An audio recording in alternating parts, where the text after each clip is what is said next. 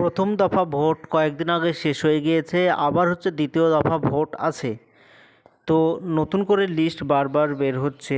এর আগে লিস্ট বের হয়েছিল এসআইআর ফাইনাল লিস্ট বের হয়েছিল, তার আগে বের হয়েছে সাপ্লিমেন্টারি লিস্ট, এরপরে ট্রাইব্যুনাল লিস্ট, এরকম অনেকবার লিস্ট বের হচ্ছে।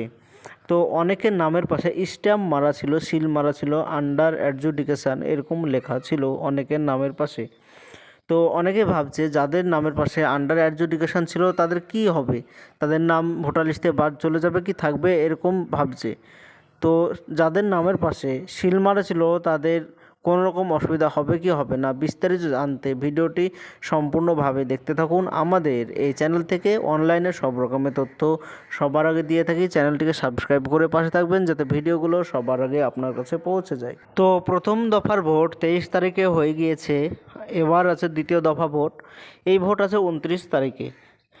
তো এর আগে অনেক লিস্ট বের হয়েছে, এসআইআর ফাইনাল লিস্ট এবং সাপ্লিমেন্টারি লিস্ট, অ্যাডজুডিকেশান লিস্ট, এরকম লিস্ট বের হয়েছে। তো অনেকের নামের পাশে সিল মারা ছিল, স্ট্যাম্প মারা ছিল, আন্ডার অ্যাডজুডিকেশান এরকম লেখা ছিল। যাদের নামের পাশে এইগুলো লেখা ছিল তাদের কোনো রকম সমস্যা হয়নি, এবার তারা ভোট দিতে পেরেছে। তো যাদের নামের পাশে সিল মারা ছিল তারা সবাই ভোট দিতে পেরেছে। আর অনেকের নাম ভোটার তালিকা থেকে বাদ চলে গিয়েছে, এরকম অনেকেই আছে। যাদের নাম ভোটার তালিকা থেকে বাদ চলে গিয়েছে তারা ভোট দিতে পারেনি, তাদের ভোট দেওয়ার কোনো অপশানই ছিল না, তারা ভোট দিতে পারেনি। তো বিষয়টা এবার যাদের নামের পাশে স্ট্যাম্প মারা ছিল তাদের কোনো রকম সমস্যা হবে কি হবে না। যাদের নামের পাশে স্ট্যাম্প ছিল তারা তো ভোট দেওয়া কমপ্লিট হয়ে গিয়েছে, তাদের কোনো রকম সমস্যা নেই। নতুন করে আবারও যখন লিস্ট বের হবে, এই তো ভোট হয়ে গেল, ভোটের পর আবারও ফাইনাল লিস্ট বের হবে।